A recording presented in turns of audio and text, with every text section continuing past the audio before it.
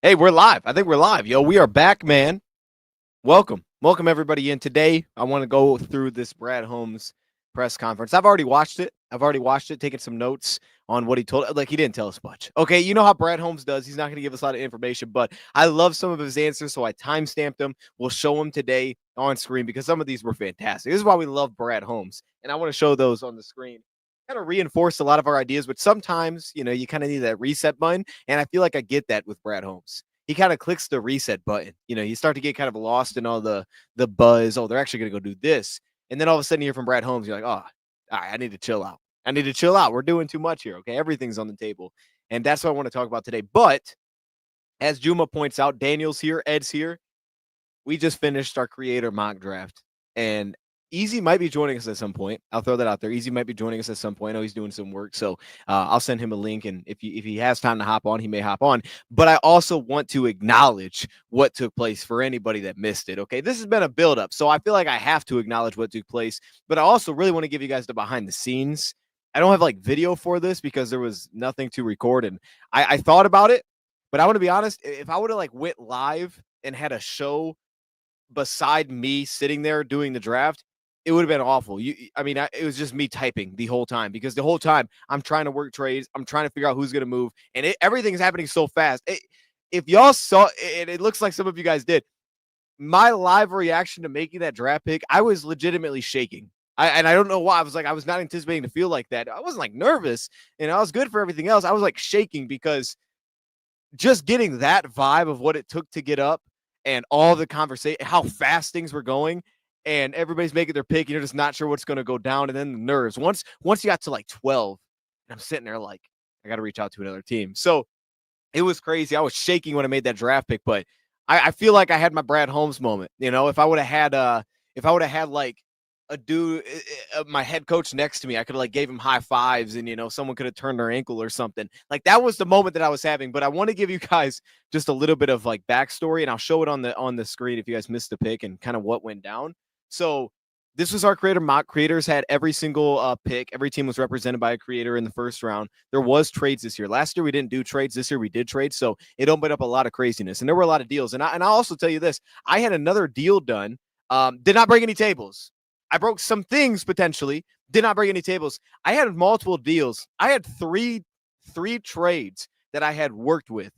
I think two of them were officially three. Actually, technically, once you consider the one that actually went down, I had three trades that I made that were contingent on making selecting the player that I selected. So obviously, like, one of them went through, and I actually made a trade the night before for a player that I was contingent on if I could move up. And if I couldn't move up, I was going to pull the trigger, have that trade go down. And that wouldn't have affected the first round, but it was going to happen. I know I teased that yesterday. So this would have been fun. I decided not to go through with it. I still could. I didn't finalize this move because we actually got to move up. So avoided the deal that we had in place.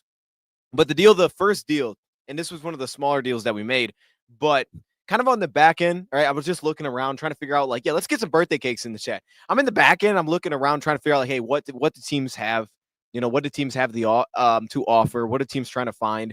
And you can kind of get a sense of what teams are kind of after in the draft. But it was still a mess. And I'm looking at depth charts, and people are throwing names out there they're putting on the trade block.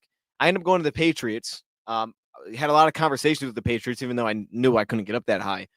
But looking at their roster, I like multiple receivers that they have, right? Jaylen Polk, I was a big fan out of Polk. And I even considered, like, hey, what would it take for me to grab Polk from me? I know he didn't do much last year, and it was year one. We'd have 3 years on his rookie deal. Like, just what would it cost? That was too rich. But ultimately, the initial deal that I had in place with the Patriots was I was going to send them, I believe it was pick 196, which is our, like, end of round 6 pick. And I was going to swap back into the 7th round. So we had a pick swap, just day 3 pick swap. It may have been that. Maybe it was. I think it was that. I think that's what it was. And it was going to land the Lions Javon Baker for just give them Javon Baker, the receiver for New England, which has 3 years left on his deal. He was a rookie this past season. Didn't really connect at all, but had a good preseason for them. He's a player that I liked a lot coming out of UCF. And for that price point, it was kind of in a way just like instead of drafting a late receiver, which Brad Holmes tells us in the presser, it sounds like that's absolutely, if there's one thing to bet on, I feel pretty comfortable saying that we're probably going to draft a receiver at some point this year. But that was like kind of a way of doing that without actually drafting somebody. And it was like, all right, what it cost to get a player that was a former 4th round pick, I'm willing to do that. So that was a trade that I had. Didn't go through with it. Didn't go through with the trade because we ended up moving up. So I was like, all right, there's no need to actually make this trade. I mean, it would still be on the table now because we still have to pick if we wanted to, but that we didn't go through that trade. The two other trades that I had talked to, Green Bay, I had a deal in place. That was something I had a deal in place before the draft started. Now, Green Bay was real stingy. I told y'all yesterday, they were not trying to move. Green Bay was not trying to move. So my conversations with Green Bay, they were trying to move, but they wanted the value for that pick, like straight up. So they were pretty aggressive on what they were asking for. And I wanted to just give them essentially nothing because nobody was really trying to move up. And then as we saw the draft went on, teams did start jumping up. But at that time, there was not a lot of interest. So I was pretty soft on how much I was willing to give up. We ultimately did come to a trade. And let me tell y'all what this trade looked like. This one's pretty wild. It was going to move the Lions from 28 to 23. And it was a back and forth. I ended up having to be kind of aggressive because the deal that we came to was not value-wise perfectly in my favor. It wasn't probably going to get there. But at the same time, it was also like simply, hey, if the player's there, the trade will go through. If he's not there, this trade gets voided. And ultimately, the more I thought about him, I said, you know what? It doesn't really matter because I don't think he's going to get there. But if he did, I'd still be willing to do that just to get ahead of who I need to get ahead of here. So it was. Let me go to my text message. I was actually texting him. It was only 5-6 spots in that. So it wasn't a ton. Let me see if I can find it. And we had conversations too about other teams because it gave us insight like who's going to take Jihad Campbell, where are these going to go. And I'll tell you what, the Bengals one was the most interesting because the Bengals had easy job, then. The Bengals had Jihad Campbell, who was their target. And this one I'll tell you about this one when I'm getting those details. So Jihad Campbell was the guy that they were after. And we were having conversations about making a trade, but they wouldn't tell me who they were trying to trade for or who they were trying to draft. So the conversation that we had back and forth that happened behind the scenes, but it was because I knew here's why it became interesting because I knew as soon as I found out who he was taking, I had to get above him. So that's why I pulled the trade with Arizona. Because I knew he wouldn't trade because me and Cincinnati had an agreement where if your guy's not there and my guy is there, we'll make this trade. But neither of us knew who those players were. So we were reaching out to the producers to try to tell them like, yo, this is our guy. This is who we'd move up for. But we're only going to do it. And I don't know if I'm going to put Easy in here. But we're only going to do it essentially if what's up, Easy? I see you. Okay, you got the belt. What up, man? How you doing, man? Oh, yeah. You ain't know about your boy Easy's past. Used to be whooping some ass. No, that's crazy. Easy. I know you got that straight off of eBay, though. But it's cool, man. I like it. Yeah, man. Hey, we just we're going to go through this thing and just kind of talk through it a little bit. But we just got done with our creator mock. Bro, that was the most intense thing. I mean, I was like sweating. I was shaking going through that thing. It was insane. I got to imagine how Brad Holmes was feeling at 28. You're just watching guys get plucked, and you're like, dude, what do I do? It was insane. I'm telling you, man. And it sounds like, just from reports, like not a lot of teams are willing to move up right now, which makes sense. I mean, you're not really going to be willing to move up unless your guy's there, so whatever. But that's what made it so difficult. Yeah, I mean, look, that's what made it so difficult. But it was also a positive in a way because coming into it, my thought process was, look, there ain't many teams trying to move up. So all of you that are like, because I would say about 8-9 teams probably came in before the draft saying, yo, we want to get out. And my conversations were like, yo, I get it. Y'all want to move, but there's no one coming up. So I'm not going to give you what's valued for this pick. Like, I'm going to have to give you less because nobody's going to push me to give more to make this move. So if you just want to move back, you're going to take less to move back, essentially. And that was the battle because I knew that in the back of my mind. The problem was, though, Easy, as soon as the draft started, I think once my trade got done, no, it was actually right before me, trade started kind of piling in because Shedeur Sanders went 6. Shedeur Sanders ended up going 6 to the Raiders, which nobody was expecting. And I think that pick, it threw everybody off because all of a sudden Ashton Jeanty was still on the board. So when Ashton Jeanty was still on the board, it turned out that Denver made like a massive trade to go get Ashton Jeanty. And whoa, that's crazy. They went from 20. They gave up a legit amount too. I don't know if they showed it on the screen. For a running back? They went and got it, bro. And I was like, all right, that's pretty awesome. That's crazy. I mean, I'm not mad at running back going top 10, but trading into the top 10 to grab running back that's choice. Oh, dude, yeah, they went for it. Nobody was expecting that. I'm gonna see if I can pull it up here. So yeah, that went down. So all of a sudden, yeah, here it is. So all of a sudden, everybody's thinking like, okay, this is kind of going chalk so far. And the Shador thing kind of threw things off. And then when they did that, I think everybody was thinking trade. And we ended up probably having like 5 trades. The other person who I want, I don't want to give him that information. But at the same time, they don't want to tell me who they want. So the balance of like, all right, if your guy's not there, but my guy's there, we'll make this trade happen. So I ended up landing a deal with Cincinnati to get to 17. And dude, the crazy thing is all of these trades I ended up landing, nobody was trying to make these moves. Bleacher Report? This is on Bleacher Report. Yeah, this is our we had our creator mock today. Yeah, it was 3 hours long. It was like one of their specials. But like all the conversations up to it, because we've been open chatting for a couple of weeks. Nobody was trying to move like that. But all of a sudden, as soon as the draft starts, people are like actually responding to me like, oh, I might go back that far. So I was just like scrambling, bro, because I'm like, dude, you told me like you weren't gonna move, and they were just like super dismissive. And then I'm like, as soon as they get close to their pick, they're like, all right, wait a minute, maybe we'll get out of here. That made it nuts. I mean, it's like Jaylen Walker. Of course, yeah, of course we did. But it was. Go ahead. No, go ahead. I was gonna say I don't know where you're at on this, so I do want to get your take on the whole Jihad deal. Yeah, I think it would be. I don't know. Here's why I'm there. I'm there because I think he makes a lot of sense in it. Well, we heard from Brad, and he was talking about like, looking at it from long term. So we know he has the back issue, or he had the shoulder. Yeah. So he has the injury, and that's like potentially pushing him down. He doesn't need to start right away, which Brad told us, like, hey, developmental pieces. So there's that, we don't want to rely on a rookie necessarily, and he wouldn't be starting in that case. Obviously, next year he'd take over for Alex, and that would kind of be a need next year, right? Like if he took over, if you had Alex walks, like, yeah, that's now a need. So there's that, and I also think that the Lions, with especially backers, they tend to seemingly just value guys that can play multiple spots. And I thought back to last year, like everybody that would take turns playing on the ball, Jihad Campbell would make a lot of sense there, because it's like, all right, in the meantime, we can play him kind of anywhere.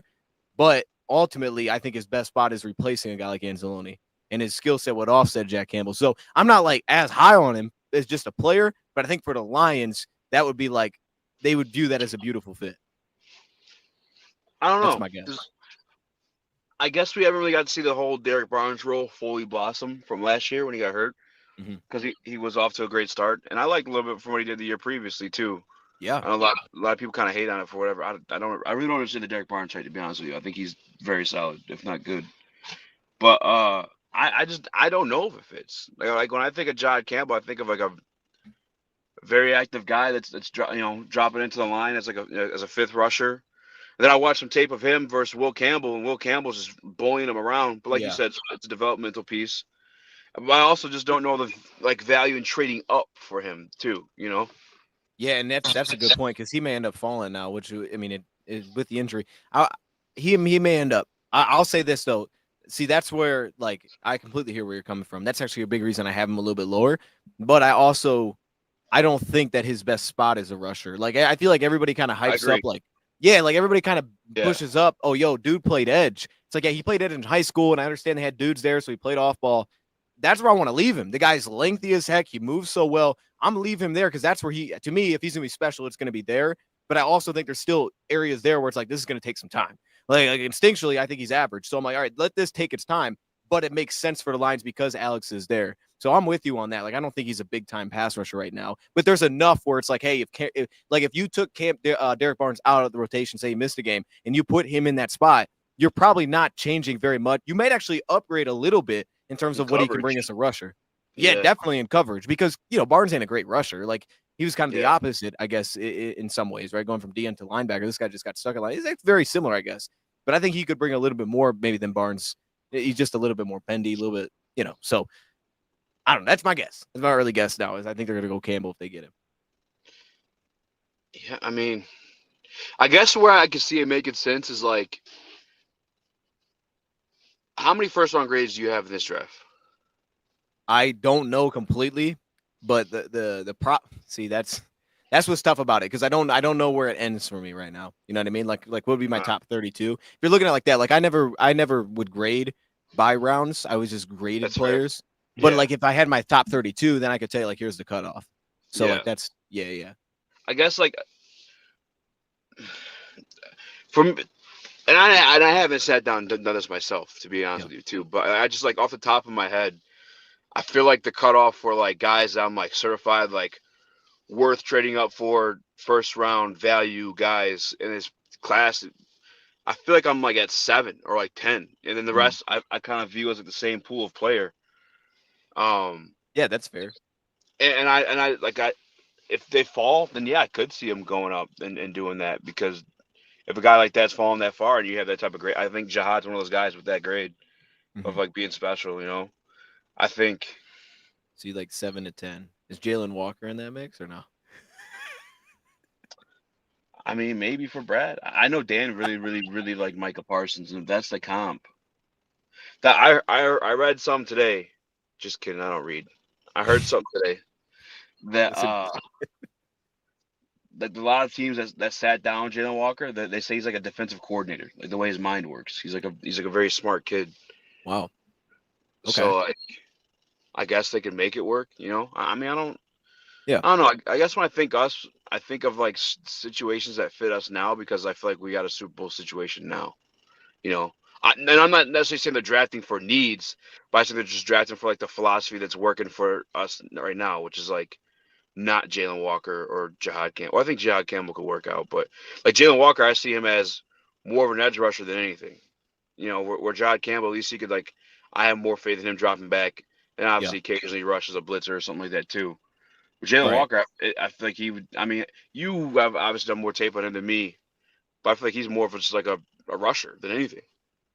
Yeah. Yeah. And that's, and so like I kind of, to the same thing that you're saying, I think in a different way, I almost can look at it like this. Like I think the fact that you have Davenport, right? And we know they met with Marcus Walker. I think that would still be a nice move to pull off. They could bring him in. They said they're not having conversations with Darius. My guess is, and they're kind of leaving the agent's hands, they're like, yo, unless you drop that price, come back to us. But like right now, there's no conversation. I mean, we can't afford you. Like it's that straightforward. So, if he considers that, his value is not as high, then then we can talk again and they'll come back Mm-hmm. to us with it. Because I'm sure they set a number that's just like, yeah, I'm not playing for that. But I also kind of look at it like this, like, okay, say you bring in Walker, even if you don't, like when you have Davenport and then you were able to get Levi back and you have Pascal, I kind of think of it like as, especially if you can add another D lineman in the draft, that's a big D lineman or, defensive tackle or a big D and a big D or a defense tackle. Like now you have the flexibility to go get a guy that maybe doesn't fit the standard mold of what you would look for in a defensive end because you already kind of have those pillars there. Like, and that's where I'm like, well, Josh Pascal could be very valuable this year. Like, because I think I would think the same thing about Josiah Play more Stewart. inside. Yeah, like you think about those smaller edge rushers, the David Walkers, or whoever you want to throw in there, they're a little bit smaller, and you're like, man, I don't know how this is going to work. But it's like, well, because you have some of these big bodies, you might be able to say, let's make it work. Because then, as he pointed out, like, hey, Pascal's going to go to the interior on third downs. It's like, all right, who's going to go beat the tackle? Well, that's where the a little bit undersized kind of guy comes into play, and it's like, all right, there's your James Houston, but a guy that you feel better about the well-roundedness of the game. So I think having guys like Pascal maybe allows them to do that they couldn't maybe feel comfortable with before. I don't Um, know. Is his guess? so it's like what do you think of like a wide nine type situation or just let him go? Yeah, I mean yeah, that's the problem, right? You're trying to figure it out. I would want him on the field majority of the time, but I also think that because of like where you're at, you don't need to. I would think that he would come in. Obviously, on third downs, he's rushing the passer. So it's like, all right, I got that. If it's a pass down, he's just going to come on the field. I'm going to put him wherever. I'll put him in the inside. But I would think on early downs, he would rotate it off ball backer. Like if it was Jalen Walker specifically, I would think that he'd kind of back up the off ball backer spot because he plays really fast. I think there's some instincts that needs to develop there. I think he could be like a Mike style. He's so stout at the point of attack where I would just rotate him. Like we've always kind of rotated our backers in some degree, even when healthy. I would just look at him as kind of like, yeah, just rotate back there. Maybe you rotate with Barnes, right? Maybe that's more comfy. Whatever it is, like I understand the ceiling thing because I think Brad was also asked about it. I don't remember exactly what his answer was, but he was kind of asked about like drafting a player that you have like players that you like at that position. So it's like, how does he get on the field? And he was like, we've had those conversations. I'm trying to figure out what he said about that. Can't remember exactly I, what he said. I know if I'm remembering correct, and I don't remember like exactly what you're saying verbatim, but I know today he was like he doesn't care. He's still gonna make the pick because it's the best player, and the coaches will find their way to develop and get him on the field. When we saw that firsthand when Jack Campbell was playing Sam, and he never played Sam in his life, you So know. Exactly. Yeah, year one he's playing there, so that's why I think Campbell makes sense because like everybody's played on the ball at some point. The flexibility's been valuable for them. That's why I think they may really target that guy, especially if they're at 28. I would be pretty comfortable saying that it's who they're going to take. But it's also to it. Yeah, you said if Alex is going to be on the move soon, I mean you got the other two locked in, but I mean shoot from injuries, but also I mean could he start next to Alex? You could feel good about that. I think you So get to a point where you feel good about that, or next to Jack. Yeah. are you bumping Jack to Will or No, I would just keep him as my Mike, but I also look at it as and I then I think I would have Jaylen play the will backer. But I also think they kind of interchange their backers, especially off ball. Like they feel very interchangeable with how they actually use those guys. I mean, we've seen Barnes kick back and play Mike, you know what I mean? He'll kick so back to the off ball. And then it's so like you like Jaylen in coverage then or what? I don't love him. Like I like Campbell a lot more. That's my strongest spot for him there. But let me actually figure out what I had here. I thought he was if I remember right, I thought he was like good in both of those categories. So it wasn't like a red flag or something. It just wasn't Yeah, I thought he was average in man, good in zone. Is slightly above average in coverage. So it's not great. It's not going to be a specialty, I guess. But I don't know. It's weird. It's like yeah, if you're looking I guess if you're looking at it as like replacing Alex, that's not choice one. I think I'm with that. I think he's better suited. Both those guys, actually, in my opinion. I think Jihad Campbell probably a little bit more versatile in terms of like 4-3, and obviously fronts change all the time too. Like within the game, it's not like you're running your base package all game. But like I feel like a 3-4 is more where Jalen Walker would thrive. Like I don't know if he makes it past Atlanta or I don't know what kind of defense the Panthers run. Do they run a 4-3 I typically have or no idea. Yeah, I have no yeah? idea. I don't know either. I think the Falcons would be perfect for Jalen Walker, and I think he'd do really well there. But I don't Yeah. here with what we do, I don't know if I don't. But I don't know. and I would also throw this out because like to what you're saying, like we don't run like a typical 4-3-4, but like some of our fronts, as you know, can look like that. And it's Yeah, also like, like we saw times last year. Like I look at this, like Alfred Collins five comes man up. front. Yeah. And it's like, okay, we saw us play DJ at a 0 and at a 1. It's like, all right, we made him the nose at times. He was just holding that down. And that would get a Lee McNeil on the field. That would put him at kind of like, he'd play inside a tackle. That could push Pascal inside, but specifically would push Levi in. So they get all three on the field. And it's like you get some of those fronts, you could still kind of bump him down to the line of scrimmage, kick Barnes, and just kind of have him roll. Like, hey, man, depending on how they're lined up, we just kind of roll these through. Like, all right, Barnes kick back, we'll set you on the line, we'll flip it, depending on how the formation is. Like, what's the strength formation? Now, we're not flipping players before the snap because we don't do that. And I think that's where they could look at the interchangeability because the front shifts, but usually the linebackers aren't, flipping, not on the ball. You know what I mean? They're just kind of moving with the formation. So my thought would be like there's enough flexibility there. But you're drafting the rush passer. So yeah, finding the long-term fit's going to be interesting. But they had to get creative. They got creative with Micah. Yeah, I gotta say I don't love it right away, but in a BPA situation, I could see it making sense for both guys for sure. Like So I want they're to very good. Yeah, I mean, like, has Good your opinion players. changed, like, on terms of like if you were to guess right now? Because, like, hearing Brad Holmes thing, it seems like he's very open to trade back. Still didn't count out like trading up. It's just like, hey, we may have a bucket of dudes. We got a bucket of dudes there that are in a similar spot. Like, it makes Yeah, sense. I think even like say it like that. It would make sense to move back. We all see it. We don't have a pick after 130 until 196. So like, there's a massive gap. Getting picks is good. That's a good thing. It makes sense. But is there a guy like right now, even if it's not the pick, if you had to move up, move back, that you would guess that they're going to pick? Like, do you have a lean somewhere? I kind of feel like it's going to end up being Campbell. like a Where do you think it'll go? like a name. Yeah, like just someone that you kind of have a sense they might go with. I think Mykel or Shamar. Am I allowed to say two? No, Okay. no, you can say Um, two. You can say two. Hey man, shoot, look, man. I no, Probably I'm with you Mykel. on those. Yeah, probably Mykel. To be honest with you, because I think it fits like what they got going on too. He You does. know, and like, but in actuality though, I'm like, obviously it takes two to tango. Like you would need the trade partner to be there, but like the lines are really good. We arguably have the best roster when healthy, obviously.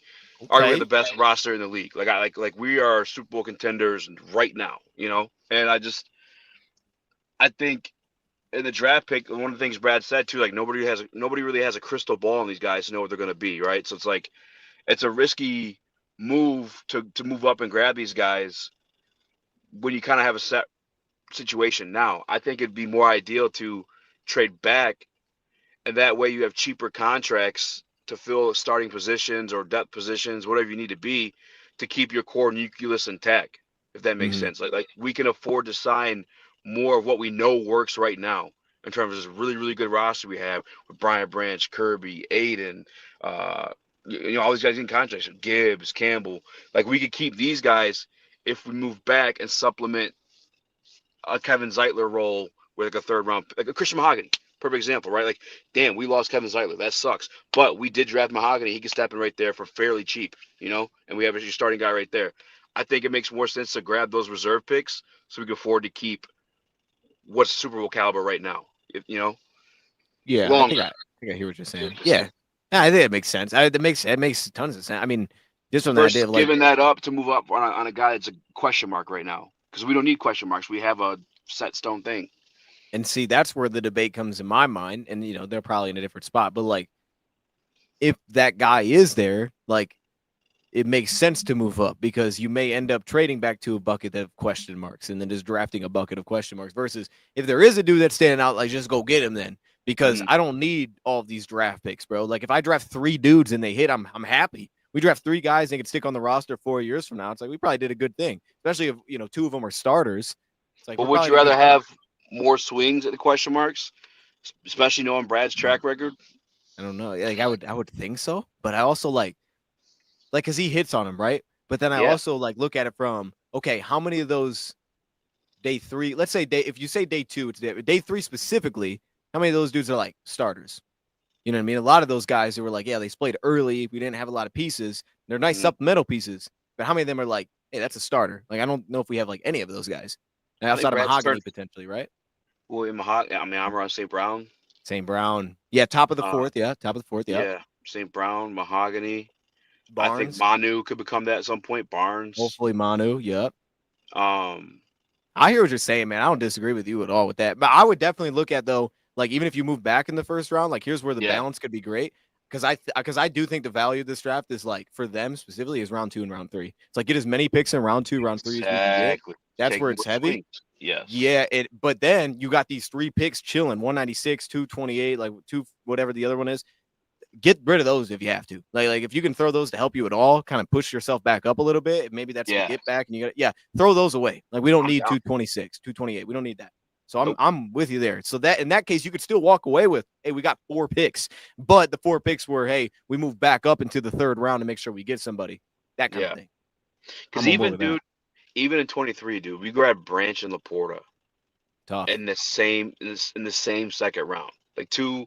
Insane. I know Branch hasn't got the title yet of All Pro, but I think he's All Pro caliber. Like Branch and Laporta obviously got second team. I think his rookie year. Like I don't know, man. I'd rather go fishing with extra picks there than sacrifice a depth piece or impossible starter to go grab a question mark. Because that's how I feel with this draft. I think there's a lot of question marks, man. Like Yeah. even as much as I love Shamar, I love Shamar.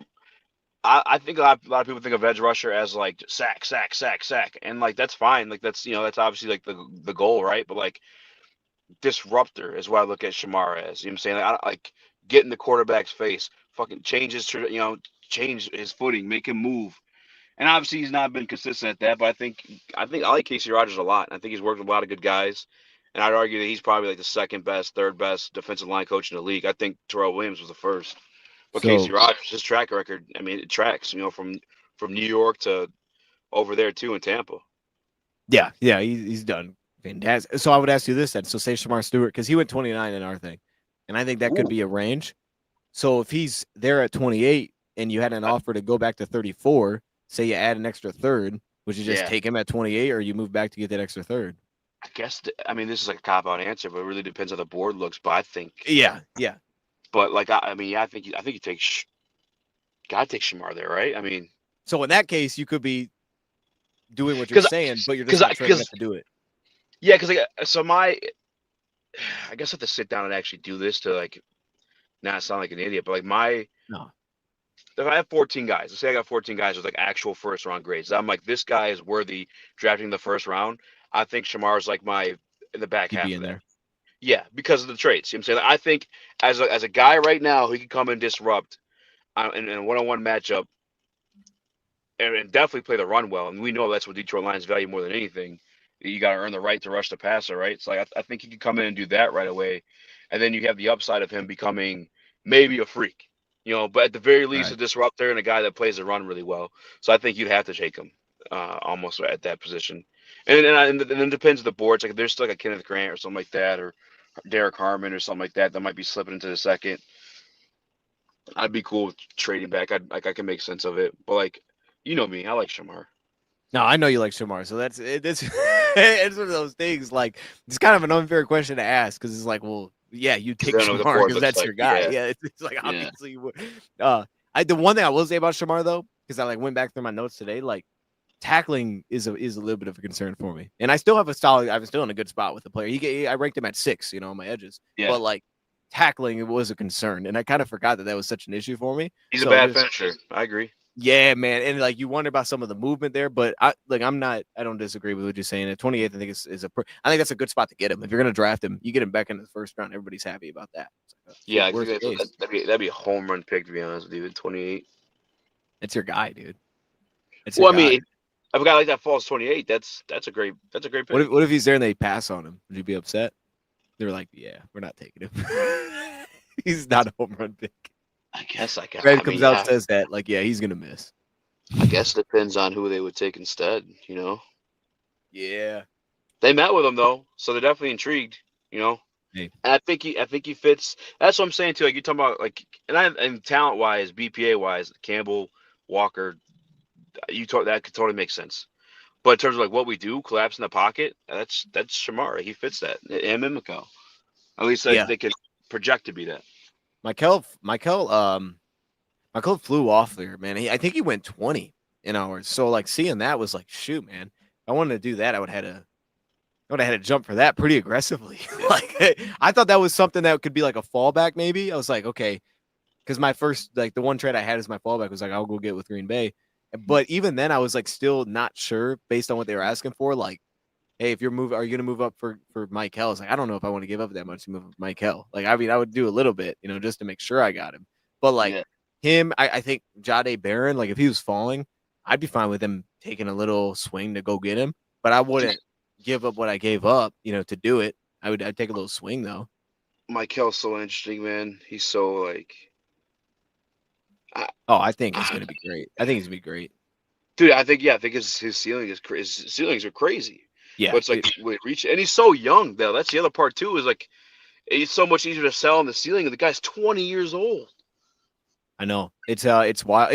Yeah, I don't like understand some of the like I think Mykel's gonna be great. Like I don't know I feel like Mykel's safe. Like it feels like there's like a risk Yes, feel around him. I think yes. he's Because safe. you like what he is right now, still. Yeah. Yeah. Yes. Yep. I agree. And Like then and I think right now he's better than Shamar. Like right now, I think Shamar has a lot more work to do. yeah. Yeah. Oh no, absolutely. And that's the thing with yeah, like dude, that's the thing. Like the whole Mykel thing. It's like, yeah, the upside's there, but yeah, if he was what he is right now, like yeah, you'd be pretty happy with that. Like Yeah. and Yeah. I because like it doesn't the 2024 stuff just because of the injury, I don't use that as like, oh man, but he was injured. But guess what? Like forget the injury. I thought he looked good. I was like, man, I'd draft that guy. If you told me he didn't Yeah. have an injury, I'd still draft him. That's And wrong. I don't even necessarily like. I don't really love his get off, but like his size is so like. Oh, I it's mean, a you can't problem. teach that, dude. He can just reach into gaps and you know what I'm saying. Like he could be. I mean, this defensive line for me disruptive. That's what I like, and I think he See, could be that no matter what. and I think he's got it. Like you're saying, like the juice isn't crazy, but it's more than like I always like look back and like who missed, so, like Peyton Turner when New Orleans took him. Like I'm like, oh, I don't Yeah. want to do that. But like when I watch Peyton Turner now, like I don't know if this was exactly the case coming out of college. The dude looks so slow, and I'm like, man, is this like what he was drafted as? Because he was long, he's kind of back end that kind of thing, first round, right? But it's like I get the measurables were there, but this dude doesn't like move well at all. I wonder if I don't know, like I wonder if that's what he looked like in college or something. Like if this is what he looked like. I'm like, I don't see that with Mykel. Mykel looks like he's got some juice there. It's not like the Shamar level, but this isn't going to be a problem. It's going to be fine. I Yeah. mean, it's Pascal wasn't crazy off the ball either. Yeah. I think at minimum, especially because he's so damn like, dude. I don't know if you want to say how you're 24, 23. 23. Like, dude. So I'm a little older than you, obviously, but No. like at like 25, 26, you get like a different caliber. You've heard of grown man strength. Mm. It's weird. It 100% is a thing. It might be different for guys like that because they're already kind of like developed, like they're freaks of nature. But like I think at minimum, Mykel's always going to have that stack and shed with those long ass arms. Yeah. Yeah, dude, I think he's going to trend. Actually, I'm looking back. He went 18. He went 18. So, like, yeah, I would have to be super aggressive to make that happen. And, yeah, so that's how the Cincinnati thing ended up going down because I actually had to deal with Cincinnati. And the problem with Cincinnati is Cincinnati, like, they didn't want to tell me who they were taking. But at the same time, like, as the thing got closer, I was like, yo, Cincinnati's not going to lose their guy. Like, Jihad Campbell's going to sit there. And I don't think the Lions, like, the trade that I made is what you were saying. It's like if you have 14 dudes that are first round guys, like that's because I believe he's in that bucket. I don't think I would be as comfortable putting Jihad there, but I think you could. But it's like I wouldn't have given up what I would have gave up for Jihad. Like even though I think Jihad's more likely as a pick, so it's like, didn't Mykel play more 4-eye than anything? Is he like more of an inside guy too? Yeah, he played a lot in the inside. I mean, he kicked out a little bit, but that's how all the Georgia dudes are, right? That's your Josh Pascal, a souped up version of Pascal is the way I think of it. He fits perfect. All the Georgia guys do that, and like it was a huge conversation with Trayvon, but it's like he was still productive. Like, and he wasn't getting all the snaps. He was still productive while he was in that role. Like he was still going to work there. So like, I think you could just leave him there. Like you can move him all around the line of scrimmage, and I think he'd be comfortable. I think he's one of the more surefire, versatile guys. Yeah. What about James Pierce Jr.? Where'd he go in that draft?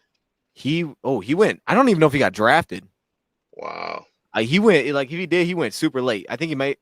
Yeah, because Shamar went 29. I don't think he got drafted. That's crazy. That's crazy. It is crazy. I mean, I get it. All of the poo-poo has been put on his name, but like, I feel like the Eagles aren't passing that up, dude. No, well, the Eagles, they had a guy just fall in their lap easy, and everybody was disappointed afterwards. It's gonna be that way. It's that kind of draft, dude. Like, there's no certified after the top 4 or 5 guys. There's no certified like hitters. So like, someone that was like in a conversation at 12 is gonna end up with the Eagles. I promise you. But like, we just left Malachi Starks, and he just. It's like, have Malachi Starks. I don't easy. That's okay. All right, you in a different spot with him. You know what, Bleacher Report, they had like their rankings, and I didn't know they even had him. But like after they put him, they had him at 4. They had him at 4. So if you went up their rankings, bro, like that's the most insane draft pick of all time. Like what? I think he's good. I'm just not in love with him like other people are. Like you gotta find the right team for him. Yeah, exactly. I think it's because we have a Brian Branch. Like people talking about, like I think he got mocked here for us. And it's like I guess you put him in the nickel, but he's got like shorter arms too. I mean, I don't know. I did that when we were drafted. I took. Oh yeah, it was you. That's right. Yeah, that was you. Yeah, that's crazy. It tells how you really feel. You hated the draft pick. It's cool. I think he's good, but I'm not number 4 overall. That's crazy. Yeah, they had him 4. I thought that was a little wild too. But like, hey, if a team, and the difference is we have Kirby, but if like you didn't have a Kirby, and it's like, all right, we need a free safety, I could absolutely see why you'd love him for that. And then to your point, like nickel, I like him. I don't think I love him at nickel, but it's like he did it so much last year with injuries that early I could just put him there and I'd feel comfortable with it. So that's like 28 value. It'd be value for that reason. So you like him more as a free safety? Oh yeah. I think he's like and that's why I think he works for us because he's a single high guy. How big is he? I don't even know. I don't know, like 5'10" and a half, maybe somewhere in that range, probably. Yeah, like height wise. Yeah, he ain't that big. You know, I almost tricked myself into thinking today. I mean, maybe it could happen at 28. Who knows? But how Brad was talking about, like, I'll draft a guy that I think will develop down the line. Nick Omawari. He is a freak of an athlete. I can see that. And a guy that you talk about develop down the line, and that'd be him, right? I mean, I like Emanor a lot. I wonder about him a little bit for our fit though. Like the more I thought about it, the more I wonder a little bit. Because like I think I'd put him on tight ends and he'd be fine. Most tight ends, I think he'd be fine. I don't think you'd want to put him on slots. Like I think he'd have a real issue at the NFL there. I think he'd have an issue with certain tight ends. I wonder a little bit about, like, I know he's athletic enough to do it, but just how comfy they feel. Like if they had to put him as the single deep safety, like he's super aggressive. So he's like jumping routes up. He feels like he feels like I'm watching Witherspoon, but from a safety. But he's like big, so he's not as loose. You know, he feels a little bit more like choppy with what he does. But he's such a big hitter that like just the play style. I love his play style. I think he went 27 to Baltimore. That seems to be kind of the plug spot. That'd be I perfect. would have no issue with that. I would have no issue Makes sense with actually. more. 'Cause Hamilton Oh, can it's play a crazy. box. He can play up top. Yeah, that's a nuts safety room if they ended up pulling something And like dude, that off. that's the thing too. Is like, and this is a hard conversation I had to have with myself because I love him so freaking much. But I love Brian Branch a lot. But then I'm thought like how Brad was kind of talking realistic about JMO. Like it's gonna be expensive. Receivers are expensive. We got other guys to pay. I'm like, oh, that doesn't sound great. And then I got to thinking, like, are they really gonna reset the market 2 years in a row at safety with Branch and Kirby? You know, and to be honest with you, I know Kirby just nailed an All Pro. I might still take Branch over him going for I feel Mm, like Amari could be your Kirby going forward if you made that pick. Am I crazy saying yeah, that, by the way? I don't know, man. Like it sounds crazy because I He's just so like it, versatile. Branch is and Kirby's smart. added that too, right? Like he's filled in for guys. Kirby's gotten to that spot where he's like filling in anywhere. I hear you, man. And the weird part is like Branch was so nice in the slot, but then it's like when he was at safety, he looked even better. So it's like, man, like last year when he was I at know, safety, he looked like a completely different player. It's like, yo, this guy's even better. Put him at safety. So now I want to leave him there. So I hear dude. what you're saying, Remember but the video I sent you? The play recognition's off the charts. I don't know if like I don't know. Like I feel like I'm gonna struggle to make it make sense to move off either guy. Like I hear what you're saying. Yeah. You're not No, I making no, it. yeah. I don't want to do. I don't Like want I to don't know. do that at all.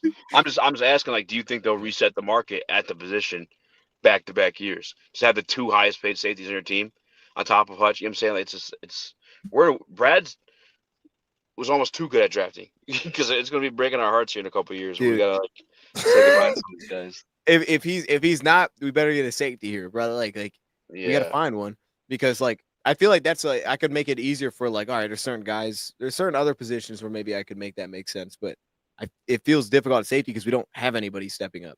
It's like I don't know where you go unless you're moving a corner. I don't know anybody behind our two safeties, but they'll draft one this year, probably maybe two. here It's like come all right, Amari. yeah, if they do that, then okay, now we're talking. And in that case, I would almost think maybe even the opposite, like a little bit more.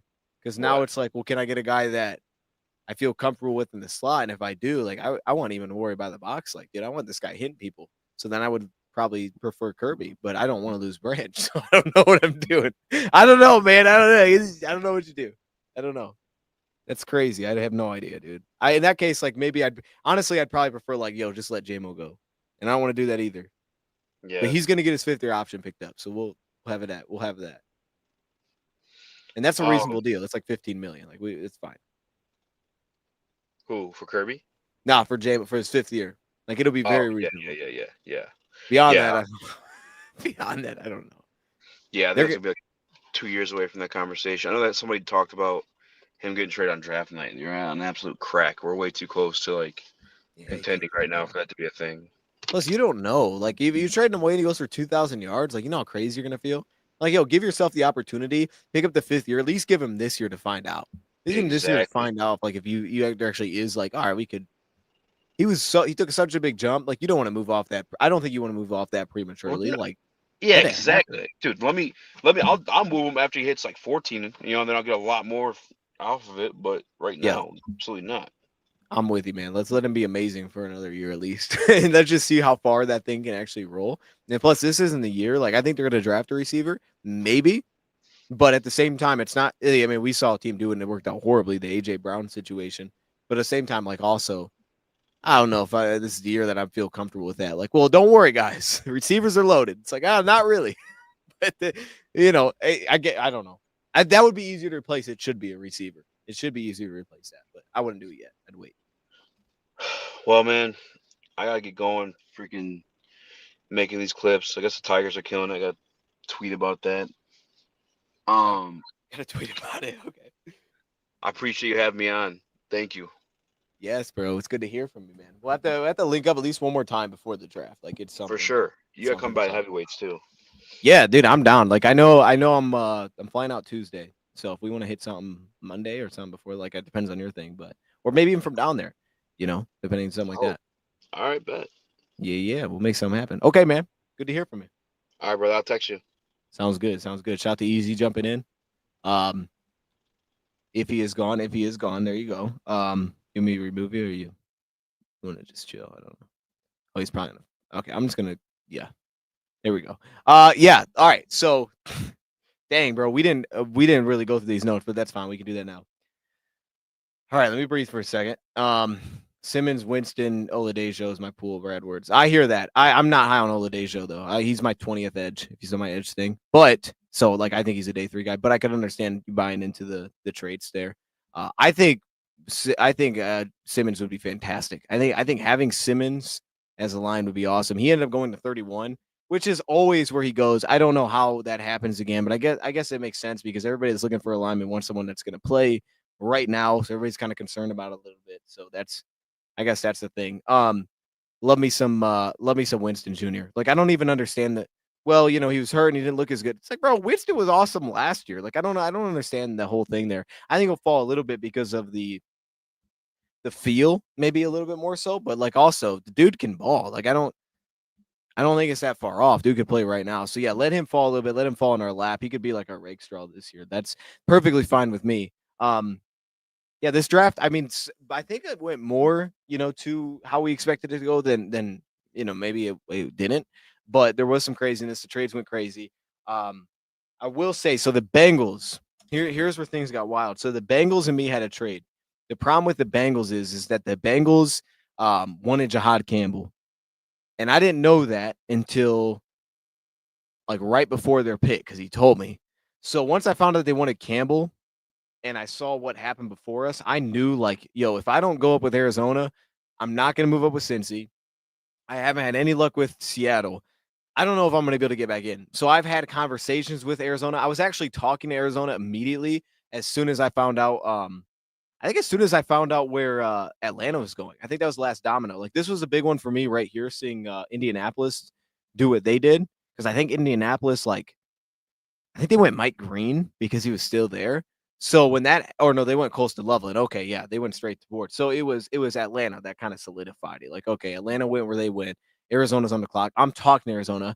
I don't think they're going to go edge. I'm talking to this team. So once I had confirmation, like talking to him, it was like, yeah, we're going to get a deal done. But I had already lined up a deal for Cincy at this time in the draft. I had a deal that started off with Green Bay. I had a deal with Cincinnati. The Cincinnati one was a little bit aggressive for me. But then at that point, I think I got more aggressive to move up with Arizona, and I was cool with Cincinnati. The problem was I just wasn't comfortable if I didn't go with Arizona for what was going to happen. So we had what happened here.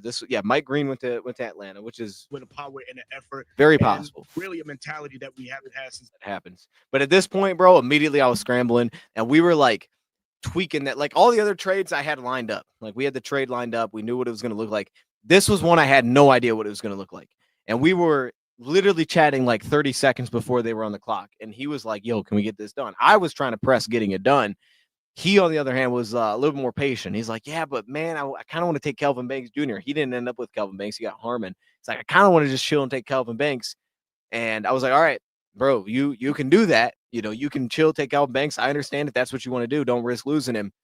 But I also knew, like, I'm not getting my guy because Cincinnati's not going to move out because Campbell's there. They won't give me their pick. So at that point, it felt like everything was kind of up in the air again. And we kind of had to, add a little bit of something to their deal to make sure that the deal could get done right here with Arizona. And I want to see how this plays out. I'm telling you, I was shaking making this trade. I want to see how this plays. Buccaneers, what do you think about this move to? Yeah, so they took Mike Green. Okay, that one was straightforward. 16th disrespectful, by the way. If I would have traded up and took Campbell because he didn't want to tell me who he was trying to take. Overall pick. What are you doing with it? Here we go. That's why this happened because they didn't have anything ready because it happened so fast. It happened so fast that we ended up making this trade, and it was like I think the thing that ended up kind of like flipping it was giving him the future third. Like the future pick was in the conversation. Now, I was willing to give the future third clearly because I know we have a third coming back next year. And the conversation I had conversations with Miami. I think we were close to getting a deal done. They wanted a future first. I was like, yo, I'm not doing that. I just wasn't going to go there. Like he wanted that. And it was like, oh, I'll give you back a second. It's like, I'm not going to do it. I just don't want to lose his first. I think that's just too valuable. Like regardless of where it falls, it could be 32. Hopefully it is. I just want to have that in my back pocket. So that's why we couldn't get something done with Miami, but it was Arizona. I don't know if it went through getting yet, this third. Just traded the pick with Detroit, right here. So Detroit should be jumping up if I'm not mistaken. So, all right, let's actually bring The Detroit Lions. Hey, bro, 152 y'all and a get pick next. first off, I'm way too zoomed in. I don't know what happened there. I was shaking, bro. Like I was so happy when I Year to get found out this was 26, officially 60 official. this year, and then an additional third rounder next year. Roger that. In Detroit. And I'm glad that like he was like real honest with the trade. Like I thought he was gonna try to be slick. And, like not that he could have been slick though because it happened so fast. Like where is this deal Because you gonna wanted to move up go? in I don't this know. first round. So I'm gonna throw. You guys know where I went with the pick. Okay. Yeah, I want to see myself back, but at the same time I really don't because I know I was like shaking making this pick and I sounded awful. So I'm gonna but I was so excited. Like that's the fun of the draft, man. It's fun to do things like this, and having the ability to trade just made it so awesome. So I would ask what happens. The Detroit Lions and Arizona Cardinals in here if we can while we get the trade details. It's being finalized. It's going through the league office right now, guys. Okay, we just have to make sure There's still some that it areas gets out final catching up. stamp of approval on it. Oh Kidding, man, of course. that's but while we hopefully can, let's everything's good bring now, though. both It sounds like Detroit catching up. and That's good. Arizona That's in good. to talk about. Dude, the I'm way too far details zoomed in. I look behind this. insane. I look insane on this screen. Oh my gosh, I look crazy. I look crazy. Maybe he needs to zoom in more because now I look crazy. Trade. Arizona, what are you giving up?